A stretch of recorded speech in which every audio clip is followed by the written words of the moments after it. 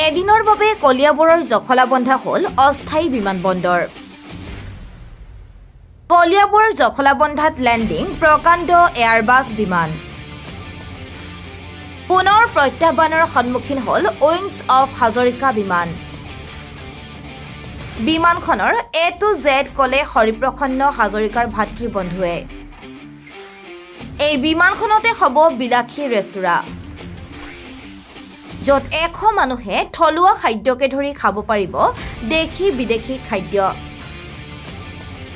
দুৰ্গা পূজাৰ সময়ত মুকলি হোৱাৰ সম্ভাৱনা এই বিমান ৰেষ্টুৰেণ্টখন।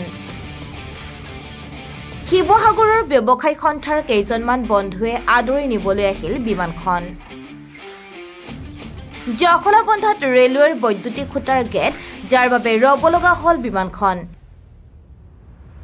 এই পৰ্যন্ত বিমানখন ৰ'ব লগা হ'ল জখলাবন্ধাতে। লামডিঙৰ ৰেলৱে বিভাগৰ অনুমতি পালেহে খুলিব ৰেলৱেৰ বৈদ্যুতিক গেট। তাৰ পাছতেহে যাব পাৰিব বিমানখন। ৰাইজে বিমান চাবলৈ ভিৰ কৰিলে জখলাবন্ধাত। বহুতে নিশাও বিমানৰ সৈতে ললে সেলফি। পৰিচয় দিব প্ৰথম। মোৰ ঘৰ হৈছে শিৱসাগৰ আৰু হৰিপ্ৰসন্ন দা হৈছে মোৰ দাদাই হয়। তেওঁৰ লগত মই একেলগে থকা হয় আৰু সকলো কাম কাজ আমি চোৱা হয় আৰু এওঁলোকৰ আমাৰ ভটিয়াপাৰাৰ চব বাসিন্দা, চব ককাই ভাই। এতিয়া বিমানখন ক'ৰ পৰা কিমান হাজাৰ কিলোমিটাৰ অতিক্ৰম কৰি ক'ত পালেহি? বোম্বাইৰ পৰা এতিয়ালৈকে আমাৰ জখলাবন্ধালৈকে টোটেল আছিলে আমাৰ 3000 কিলোমিটাৰ শিৱসাগৰলৈকে বোম্বে পৰা। এতিয়া আমাৰ মিনিমাম 2700 কিলোমিটাৰ আহি গ'ল। আৰু এতিয়া কিমান কিলোমিটাৰ যাবলৈ বাকী? আৰু আমাৰ খুব বেছি নাই আৰু 300-250 কিলোমিটাৰমান আছে। বিমানখন কিমান টকাত ক্ৰয় কৰা হৈছিলে? বিমানখন কিমান টকাত ক্ৰয় কৰা হৈছে সেইটো আপোনাক মই এতিয়া ক'ব নোৱাৰিম, হয়তো দাদাইহে জানিব। আৰু দাদাই অনুমানিকটো দাদাই কৈছে, বাইদত দিছে, তেওঁ 1 কোটি টকা ওচৰা-ওচৰি হৈছে বুলি কৈছে। সেইটোৱে আমি ক'ব পাৰিম, এতিয়ালৈকে আমি তেওঁ সোধা নাই।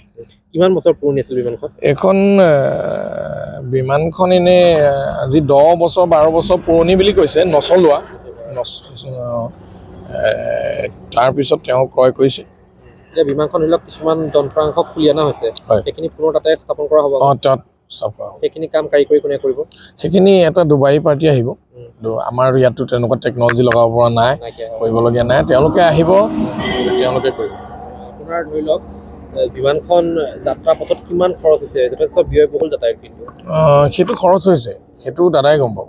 কাৰণ কেলৈ আমিতো মই বিহাৰৰ পৰাহে আনিছোঁ। বিহাৰৰ পৰা ৰিচিভ কৰিছোঁ, দাদাই পঠিয়াই দিলত। আমি বিহাৰৰ পৰা আহি জখলাবন্ধাত পাইছোঁ। এওঁলোকে আমাক গুৱাহাটীৰ পৰা ৰিচিভ কৰিছে দাদাসকলে। তাৰপিছত লক্ষাধিক টকা ব্যয় হৈছে। আৰু আপোনালোকে নিজেই জানে আজিৰ দিনত খৰচা কিমান, কেনেকুৱা কি কথা সেইখিনি জানেই। কিমানখন ট্ৰেইলাৰে অনা হৈছে? প্ৰথম এখন গাড়ী আমাৰ চকাখিনি আগে পোৱা হ'ল, এতিয়া 2খনে অনা হৈছে।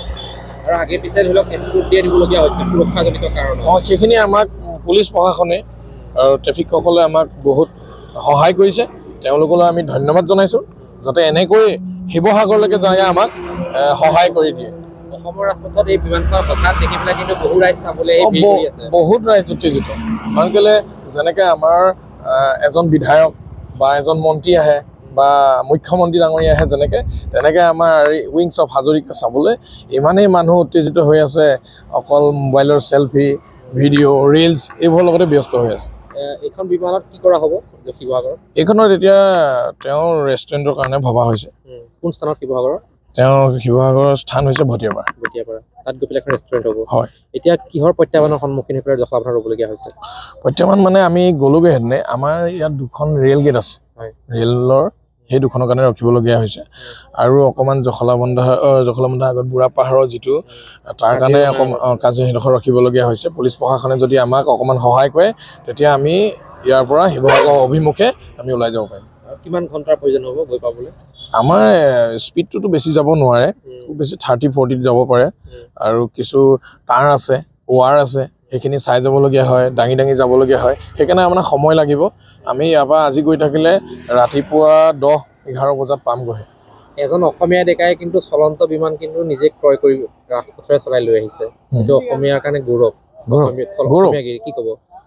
সেইটো কাৰণে আমি ধন্যবাদ আৰু চেলুট মাৰিব লাগিব কাৰণ কেলে অসমত তেনেকুৱা এজনে যে কৰিব পাৰিছে সেইটো আমিও হয়তো ভাবিবও নোৱাৰোঁ কল্পনা কৰিবও নোৱাৰোঁ আৰু দাদাই সেইটো ইমান দিনে ভাবি চাই ইমানখিনি যে আগবাঢ়িছে তেওঁকো ভগৱানে সহায় কৰিছে আৰু এনেকৈ তেওঁ আগলৈও আমি জানো যে তেওঁ এনেকৈ ৰেষ্টুৰেণ্ট আৰু এনেকৈ ঢেৰ পৰিকল্পনা কৰি আছে তেওঁ আগবাঢ়ি যাব কিমানজন মানুহ প্ৰয়োজন হৈছে এখন মুম্বাইৰ পৰা শিৱসাগৰ এনে আমি তাৰ পৰা বোম্বাইৰ পৰা যেতিয়া আছিলে 6 জন আছিলে তাৰ পিছত আমি আকৌ 6 জন লগ খালো বিহাৰত 12 জন হ'ল 12 জনে আহি আমি গুৱাহাটী পালোহি আৰু গুৱাহাটীৰ পৰা আমাৰ আজি 9 জন 11 জন দাদাৰ লগ খাই আমি মানে ভুটিয়াপাৰা ব্যৱসায় সন্থাৰ পৰা ব্যৱসায় সন্থাৰ পৰা তেওঁলোকে 11 জন আহি এতিয়া আমাৰ 23 জনেই হ'লগে আৰু কাজিৰঙা ধৰি ৰাষ্ট্ৰীয় উদ্যানৰ মাজেদি যাব লাগিব ৰাষ্ট্ৰীয় ঘাইপথ যেটো ৰাষ্ট্ৰীয় উদ্যানৰ মাজেৰে গৈছে সেই চত অলপ অসুবিধাৰ সন্মুখীন হ'ব নেকি অসুবিধা স্বাভাৱিক হ'লেও আমি যেতিয়া এটা টিম হৈ আছো আমি নিশ্চয় আগবাঢ়ি সফলতাৰ দিশত আমি যাব পাৰিম 1000 কিলোমিটাৰ যেটো পাৰ হ'লে আৰু 300 আৰু এইখিনিতো আমাৰ নিজৰ জেগা অসমটো আমাৰ নিজৰ জেগা আৰু এইখিনিত আমি নিজে নিশ্চয় নিব পাৰিম কিমানজন মানুহে এই ৰেষ্টুৰেণ্টখনত একেলগে খাব পৰা সুবিধা হ'ব একেলগেতো দাদাই কোৱা মতে 100 মানুহে খাব পাৰিব সুস্বাদু দেখি বিদেশী খাদ্য থাকিব চাগে সকলো ধৰণৰ থাকিব আৰু বিশেষকৈ অসমৰ খাদ্যটো বেছি থাকিব কাৰণ আমাৰ চব অসমৰ মানুহে যাব আৰু বাহিৰৰ সকলো আহিব তেওঁলোকৰ কাৰণে ব্যৱস্থা কৰা থাকিবই নিশ্চয় থলুৱা খাদ্য গুৰুত্ব পাব কেই তাৰিখে মুম্বাইৰ পৰা যাত্ৰা আৰম্ভ কৰিছে অহা 17 তাৰিখৰ পৰা যোৱা 17 তাৰিখৰ পৰা অহা হৈছিলে আজিতো 8 তাৰিখ হ'ল আপোনাৰ 22 দিনত ভৰি ধৰি 23 দিনত ভৰি দিছে আৰু কিমান দিনৰ পাছত এখন সম্পূৰ্ণ ৰেষ্টুৰেণ্টলৈ পৰিণত হ'ব আপোনাক এইটো টাইমটো আমি ক'ব নোৱাৰিম এনে দাদাৰ মতে 8-9 মাহ লাগিব বুলি কৈছে মানে এই বৰ্ষতে হ'ব দুৰ্গা পূজাৰ সময়ত ভাবিছে